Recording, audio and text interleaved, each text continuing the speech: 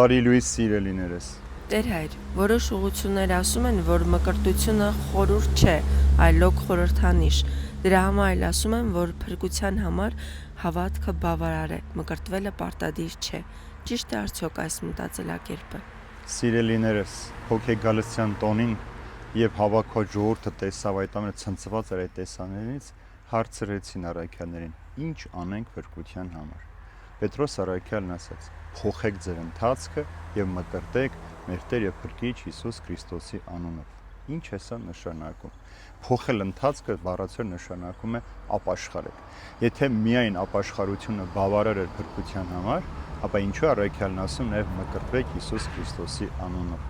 Ապաշխարություն նշանակում է ընթացքդ, ապրելակերպդ, մտածելակերպդ փոխել եւ դառնալ դեպի Աստված։ Բայց դրա հետ մեկտեղ կարիք կա մկրտվելու, ինչպես որ Հիսուս Նիկոդեմոսի հետ զրույցում ասաց, որ եթե մեկը նորից չծնվի, չի կարող երկնքարքունություն տեսնել, որտեղ մարմնից ծնվածը մարմին է, հոգուց ծնվածը հոգի։ Նշանակում է ապաշխարության հետ, հավատքի հետ մեկտեղ շատ կարևոր է մկրտությունը։ Դրա համար Մարկոսի ավետարանի մեջ Հիսուս ասում է, ով որ հավատա եւ մկրտվի կփրկվի։ Հիսուս մկրտությունը հավատքից չի բաժանում, այլ միասին է դնում։ Նշանակում է հավատքը մկրտություն անբաժանելին եւ սա խորհուրդ է, որ պիտի կատարվի։ Եվ ինչը որ Տիրոջ խոսքով է, դա չի կարող մենլոք խորհրդանիշ լինել պարզապես ձևականության համար։ Պողոսացնեն ուղղված նամակի մեջ Պողոս առաքյալն ասում է. Հիսուսի անով թաղվեցինք, մկրտվելով թաղվեցինք եւ հարություն առանք նրա զորության։ Թաղվելը խորհուրդ է, եթե դու քո ինքնությունը չթաղես, դու չես կարող հարություն անել։ Ուրեմն դու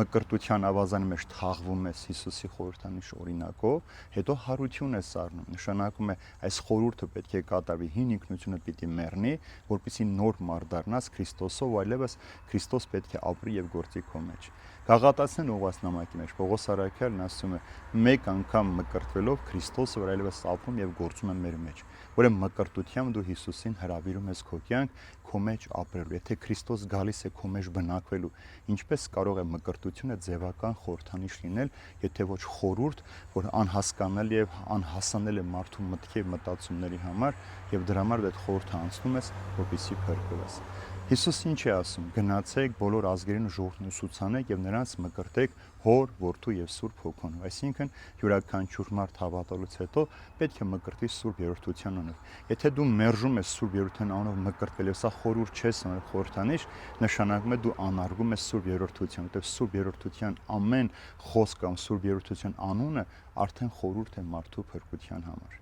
Մենք տեսնենք Փիլիպպեի բանտարկյալի բանտում եղած ժամանակ, որ Պողոսն ու Շիղան բանտապետին ասացին. հավատա Տեր Հիսուս Քրիստոսին եւ կփրկվես։ Շատերն ասում են, եթե մկրտությունը անհրաժեշտ լինի, նրանք ասեն, որ մկրտիր։ Այս շարունակության մեջ ասում են, դրանից հետո քարոզեցին եւ բանտապետը իր ամբողջ ընտանիքով մկրտվեց։ Ամենակարևոր օրինակներից մեկը Սուրբ Գրքում գտնում ենք Գործ Առաքելոցի մեջ, երբ որ Կորնելիոս իր ամբողջ ընտանիքով հավատաց Հիսուս Քրիստոսին, Սուրբ Հոգին ստացավ, սկսեցին օտար լեզուներ խոսել, եւ Պողոս առաքյալն ասում է. հիմա ինչ է խանգարում սրանց, որպեսզի ջրով մկրտվեն։ Ուրեմն մարդիկ հավատացին Հիսուս Քրիստոսին, Սուրբ Հոգին ստացան, օտար լեզուներ խոսեցին, բայց անհրաժեշտություն էր ջրով մկրտվել, որտեղ միայն Հիսուս Քրիստոսի անով մկրտվելով մարդը կարող է այդ խորհրդի մեջ մտնել եւ փրկություն գտնել։ Մյուսը տեսնում ենք նույնպես Գործ Առաքելոցի մեջ, երբ որ Փիլիպոս Սարգսակի միջոցով Եթովպացի ներքինին դարձ եկավ եւ Հիսուսն ասաց. հարցրեց. կարող եմ մկրտվել։ Փիլիպոսն ասաց. ամբողջ սրտով հավատում ես, կարող ես։ Եթովպացին պատասխանեց. հավատում եմ, որ Հիսուս Քրիստոս Աստծո որդին է։ Եվ Փիլիպոսն ասում էր, քեզ ոչինչ չի պակաս, որպեսզի մկրտվես։ Եվ երկուսը մտան ջրի մեջ, եւ Փիլիպոսը մկրտեց ներքինին։ Եվ վերջապես սիրելիներս, Պողոս առաքյալի պատմությունը, երբ նա դարձ ունեցավ Հիսուսին հանդիպեց,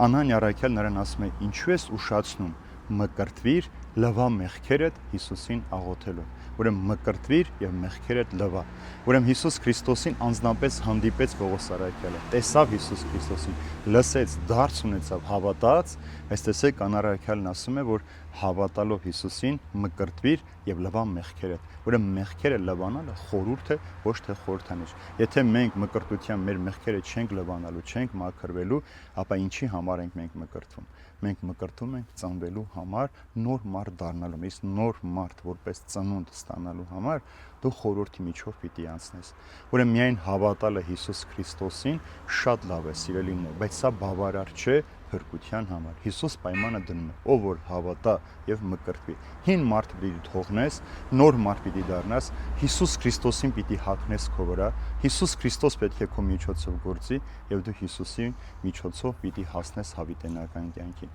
Ուրեմն սա խորհուրդ է, ոչ թե խորհրդանիշ, ոչ թե ձևականություն, այլ պայման, երկնքի արքայություն մուտք գործելու համար։